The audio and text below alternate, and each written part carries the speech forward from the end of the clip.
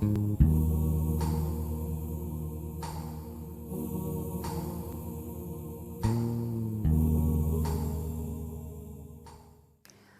endoscope est un appareil muni d'un dispositif d'éclairage appelé fibre optique.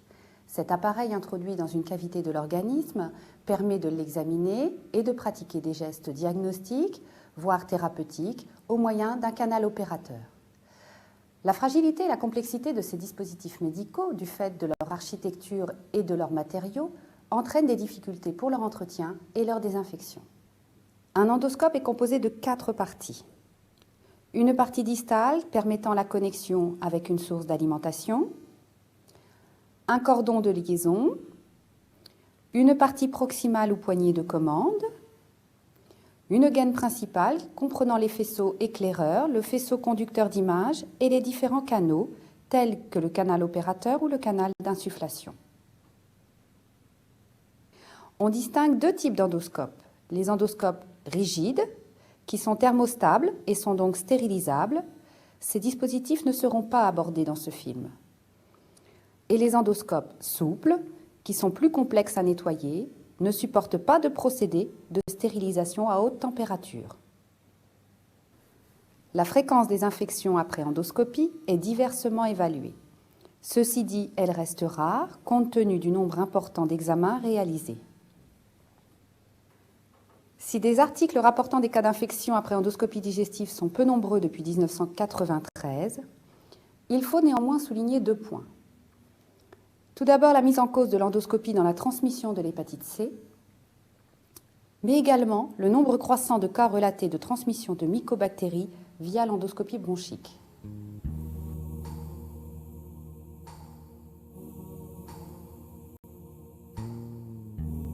Avant 1996, l'entretien était sommaire, très aléatoire, sans aucune exigence législative. En 1996, une circulaire demande à prendre des mesures particulières concernant les locaux, le personnel, le matériel, les produits, ainsi qu'une écriture normalisée de procédure. La circulaire du 14 mars 2001, devant le risque lié à la maladie de Creutzfeldt-Jakob, nous propose d'instaurer un double nettoyage, puisqu'il semble reconnu que l'action mécanique du nettoyage compilé à l'action physico-chimique du détergent permet d'abaisser le niveau de contamination de l'endoscope et d'éliminer les souillures. Elle est considérée comme essentielle, notamment du fait de l'efficacité limitée des désinfectants vis-à-vis des prions. Cette circulaire insiste également sur la non-réutilisation des accessoires et, si possible, au passage à l'usage unique ou l'appartenance de ces accessoires à un seul endoscope. Le 3e point abordé est bien entendu l'abandon du glutaraldéhyde et donc l'utilisation d'un produit du groupe 2 qui rentre donc dans la catégorie des produits d'efficacité partielle. Le principe du traitement manuel des endoscopes vise à prévenir l'ensemble des risques infectieux exogènes pour chaque patient soumis à l'endoscopie. Afin d'obtenir un traitement des endoscopes de qualité satisfaisante, il faut veiller à ce que l'endoscope soit totalement immergeable, totalement irrigable et débranché de sa source. Le traitement des endoscopes doit être effectué après chaque acte d'endoscopie et comporte 7 étapes. Le pré-traitement, le premier nettoyage, le premier rinçage, le second nettoyage, le second rinçage ou rinçage intermédiaire, la désinfection et le rinçage terminal.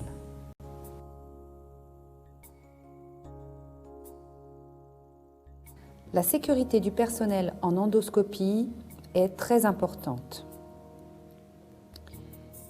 Il existe une exposition, souvent mal contrôlée, aux produits chimiques utilisés. Face à ces dangers toxiques, il existe des moyens de prévention collective et individuelle adaptés et validés.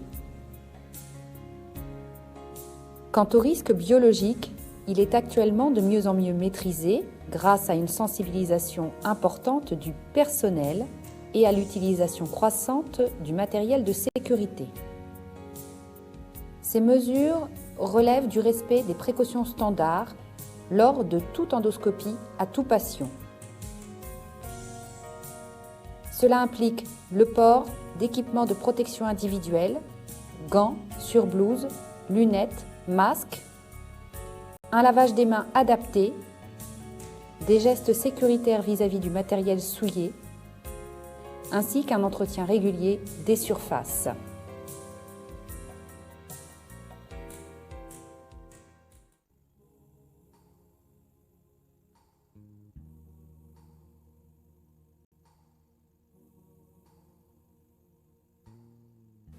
Le pré-traitement vise à éliminer les souillures visibles. Il est effectué immédiatement après l'acte d'endoscopie.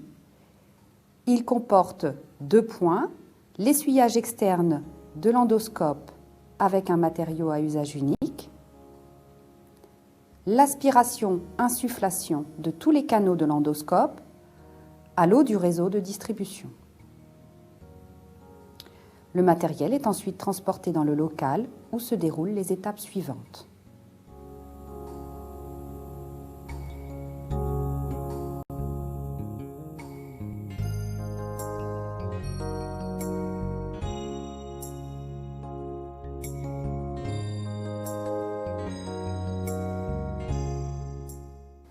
Il est rappelé qu'un test d'étanchéité doit être pratiqué avant toute immersion.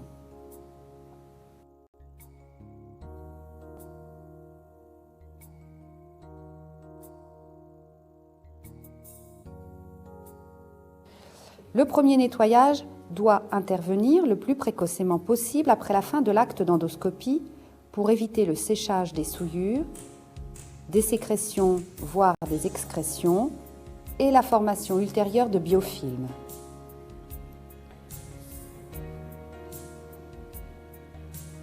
Le premier nettoyage a comme but d'abaisser le niveau de contamination de l'endoscope, d'éliminer les souillures en associant une action physico-chimique à une action mécanique poussée. La qualité du nettoyage conditionne l'efficacité de la désinfection et le résultat final. C'est une étape fondamentale qui suppose l'emploi d'un produit impérativement détergent, d'efficacité prouvée par le fabricant et compatible avec le désinfectant et le dispositif médical utilisé. Le produit doit être préparé avec de l'eau de réseau selon les prescriptions du fabricant en termes de concentration et de température de l'eau, et la solution doit être renouvelée après chaque utilisation et chaque endoscope. Le nettoyage manuel de l'endoscope s'effectue en immersion complète.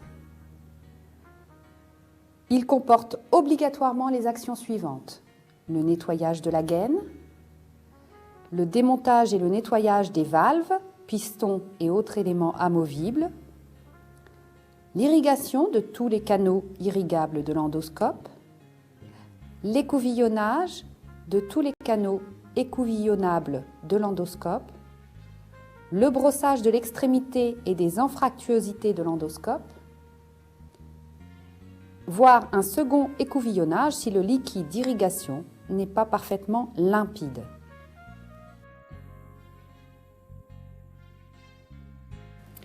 Dans le cadre d'utilisation d'une paillasse semi-automatique de nettoyage et de désinfection, l'équipe a à sa disposition des pieuvres qui vont permettre d'irriguer automatiquement les canaux. Ces pieuvres sont à endoscope unique, c'est-à-dire qu'elles suivent un endoscope tout au long de la procédure et sont rangées avec ce même endoscope. Les équipes qui n'ont pas de système semi-automatique vont irriguer à l'aide de seringues. Le temps global dédié à l'ensemble des opérations du premier nettoyage ne doit pas être inférieur à 10 minutes.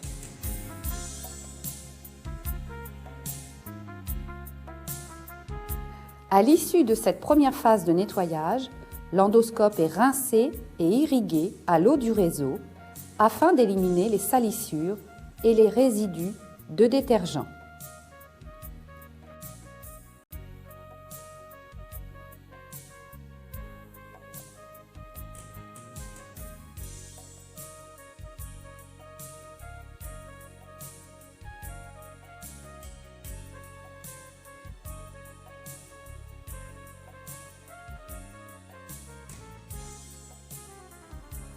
Si le même bac ou évier est utilisé pour le second nettoyage, il doit tout d'abord être rincé à l'eau de réseau. Ce second nettoyage a pour objectif d'abaisser à nouveau le niveau de contamination et d'éliminer les souillures résiduelles de l'endoscope en associant toujours les deux actions physico-chimiques et mécaniques. Il comporte l'immersion complète de l'endoscope et de ses accessoires contenant une nouvelle solution détergente ainsi que l'irrigation de tous les canaux de l'endoscope. Le temps dédié à cette phase de nettoyage ne doit pas être inférieur à 5 minutes. Le matériel utilisé pour le nettoyage, tel que les brosses et les écouvillons, doivent être adaptés à l'endoscope. Ils peuvent être à usage unique et seront jetés à la fin du second nettoyage, ou ils peuvent être également nettoyés et autoclavés après chaque opération. À la fin du second nettoyage, le bac doit être nettoyé, désinfecté et rincé avant toute nouvelle utilisation.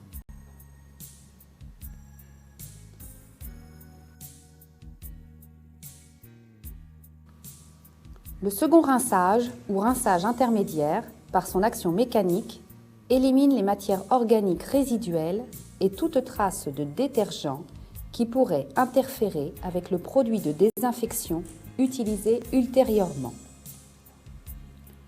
L'eau du réseau de distribution suffit pour ce rinçage qui doit être abondant. Le rinçage doit être pratiqué dès la fin du nettoyage. Il convient de réaliser une très bonne irrigation de tous les canaux ainsi qu'un rinçage externe à l'eau courante. Il ne faut pas oublier de veiller à purger l'eau des canaux à l'air pour éviter la dilution ultérieure du désinfectant, voire son inactivation.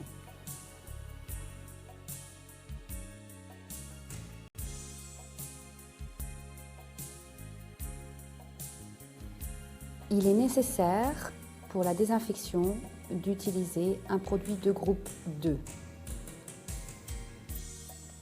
Parmi ces désinfectants apparaît l'acide peracétique, qui est actuellement la seule molécule capable de répondre aux exigences d'un protocole de désinfection des endoscopes non autoclavable.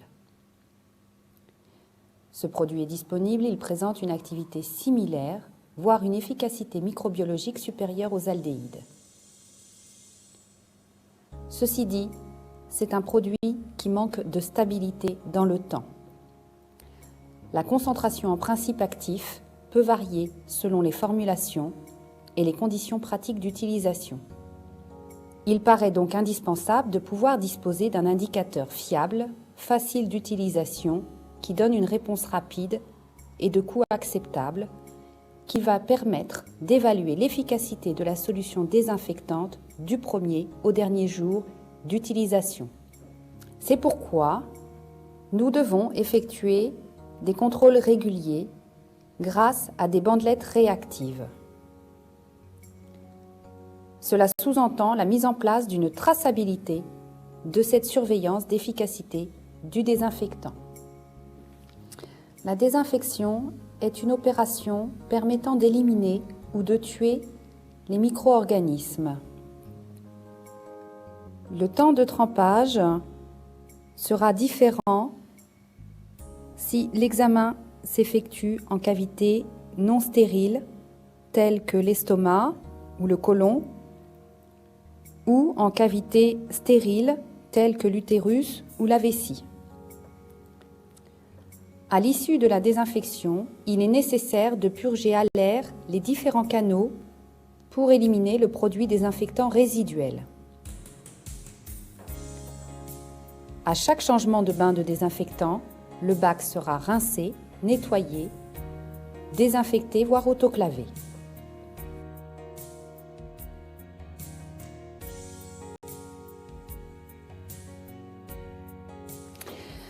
Le but du rinçage terminal est de réduire le risque toxique en éliminant toute trace de désinfectant sur le matériel sans modifier les niveaux de propreté et de désinfection atteints lors des étapes précédentes. Le rinçage doit être pratiqué avec une eau dont la qualité dépend du niveau de désinfection effectué. On utilisera de l'eau stérile pour l'endoscopie de toutes les cavités stériles. On utilisera une eau bactériologiquement maîtrisée pour l'endoscopie bronchopulmonaire. Ou on utilisera de l'eau répondant aux critères bactériologiques de potabilité et exemple de Pseudomonas aeruginosa pour l'endoscopie ORL, digestive haute et basse.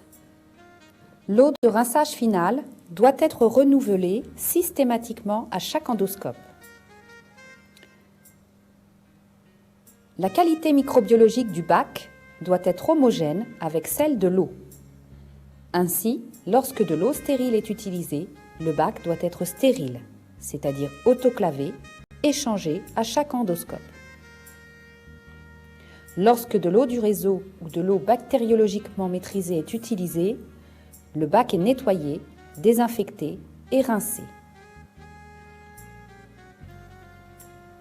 De même, les manipulations se font avec des gants à usage unique, propres ou stériles selon le niveau de désinfection requis.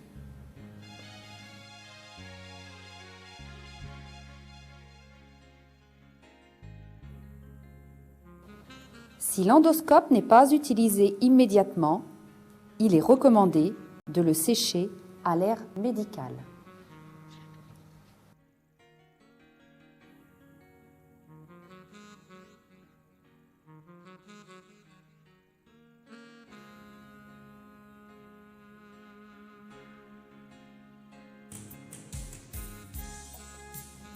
Une fois séché, l'endoscope est enveloppé dans un champ stérile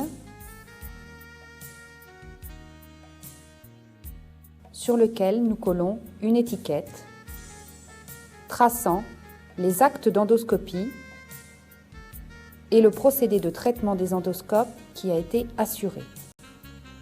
La traçabilité de ces éléments est organisée de manière à pouvoir relier entre eux les informations suivantes: les patients ayant eu une endoscopie, les endoscopes eux-mêmes et les procédures de désinfection. Il est recommandé d'informatiser dès que possible cette traçabilité. Les endoscopes doivent être stockés dans un endroit propre et sec, à l'abri de toute source de contamination microbienne dans une enceinte adaptée. Le stockage dans la mallette est totalement à proscrire. En cas de geste endoscopique au lit du patient, il faut utiliser un support adapté, facile à nettoyer et à désinfecter. Lorsque l'endoscope a été stocké pendant 12 heures ou plus, une désinfection de niveau intermédiaire pour le matériel semi-critique ou de haut niveau pour le matériel critique s'impose avant le premier acte endoscopique en raison du risque de prolifération bactérienne. La durée de trempage est déterminée en fonction des spécifications du fabricant. Elle est suivie d'un rinçage de qualité équivalente à celle de la désinfection.